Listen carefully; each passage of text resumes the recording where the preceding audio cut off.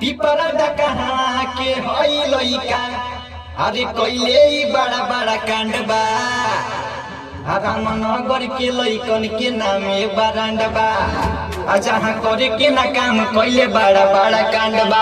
ये गाना मेरा वीडियो के साथ आएगा आकर्षण फिल्म चैनल से, तो आप सब आकर्षण फिल्म चैनल से जुड़िए लोग और सर्च मारिए लोग, सब्सक्राइब कीजिए लोग और मेरा गाना वीडियो साथ आएगा तो आप लोग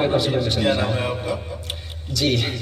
मेरा नाम सिंगर भुआली भोजपुरिया है और जी, और मेरा इंस्टाग्राम आईडी चलता है भुआली भोजपुरिया ऑफिशियल के नाम से। उससे बहुत ही अच्छा डांस वीडियो डाले हैं, पोस्ट किए हैं, तो आप सब सर्च कीजिए भुआली भोजपुरिया ऑफिशियल।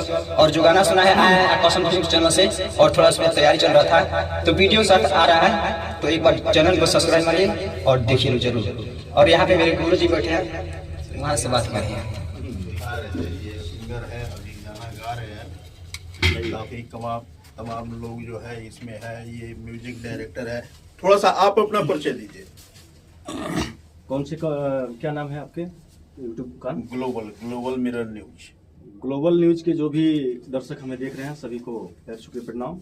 और मैं लोक गायक रामू चौबे, यहीं से हूँ मैं, बट मेरा काम धंधा सब पटना से होता है। और ये जो स्टूडियो है ये हमारा ही स्टूडियो है, हमारे छोटे भाई हैं गोलू बाबू, मेरा नाम रामू चौबे होगा।